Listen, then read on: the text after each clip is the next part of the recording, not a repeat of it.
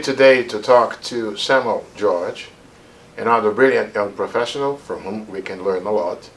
Sam is the host of the Crossroads series. Welcome, Sam. Thank you so much.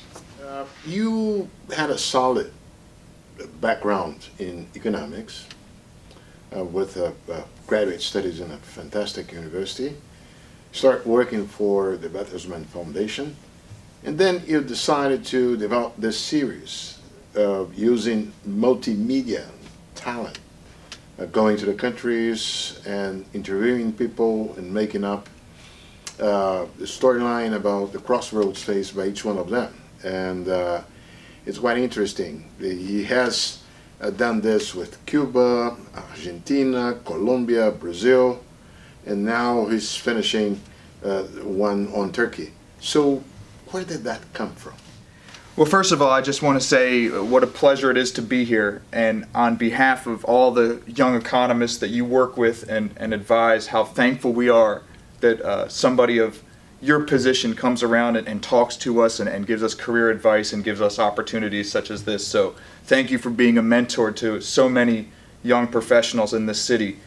And thanks for bringing up the Crossroads. This is a project that I'm very excited about, that means a lot to me, and it has been a lot of fun to be a part of. And the idea was, you know, I work at Bertelsmann Foundation, and it's a think tank, and we were doing a lot of studies that were looking into in-depth financial figures, trade flows, financial flows, and very complicated economic aspects.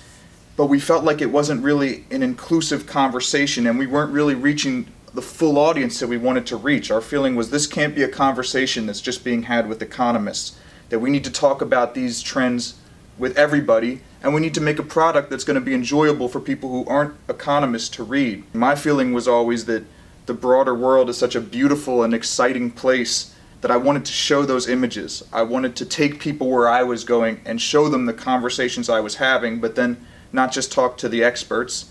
And we've had some great experts such as yourself. We interviewed you for Cuba and for Brazil, but also just talk to, you know, people in the local store. Ask people at the newsstand, hey, inflation's 10%, what has that done for your business?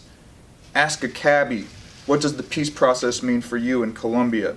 And so this has been an exciting way that really what we're trying to do is bring these dialogues and these issues to life, and to bring the viewer to the story and bring the people experiencing the issues to the viewer. So Sam, despite the early stage of his career, has already co-edited or co-published 3 books. Which one of those would you like to highlight the takeaways to us here? Well, I think the piece of writing that I've done that I'm most proud of is called the Pacific Pumas. And it's a concept, a nickname, and a long-form piece that refers to the advancements and opportunities of Chile, Colombia, Mexico, and Peru. And you know, the Bertelsmann Foundation, we are fundamentally a European and transatlantic organization. And my philosophy was, for the transatlantic relationship to flourish, it's really going to be about developed countries working with emerging markets to combine the kind of know-how of the developed world with the dynamism of emerging markets. So the idea was, well, what are the emerging markets that are going to be best to work with for the United States, for Europe, internationally? And that's where we really started zeroing in on these 4 countries, Chile, Colombia, Mexico, Peru, where we said that they have improved democratic institutions, they have improved fiscal and monetary stability, there's an openness to trade and to cooperation, and they're already working together with each other in the Pacific Alliance. So we gave them a nickname, the Pacific Pumas, which is a funny story for me personally. Where the name Pacific Puma came from is me and some buddies were studying abroad in Chile way back in college, and decided to leave class for a week or two to go for a hike. And one night an animal stole our food, and we decided that it was probably a puma. And from that point on, we called ourselves the Pumas, and the name always stuck in the back of my head. And when we started to see the advancements and really the strong indicators from these 4 countries, that's where the idea of the Pacific Pumas came. And you know, I think it was sort of a case of the right idea at the right time, because a lot of other people started to pick up on these countries, and the Pumas name kind of stuck. We've seen it in some media. It's been used in Financial Times. The Economist used it. Washington Post. So that's probably what I feel has the contribution in terms of writing that I'm most proud of.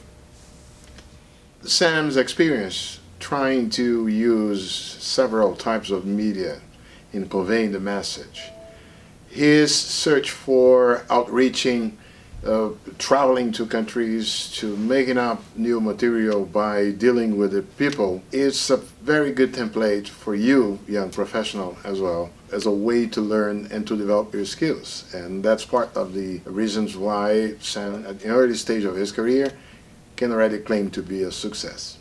Thank you. Till next one. Thank you. I don't know if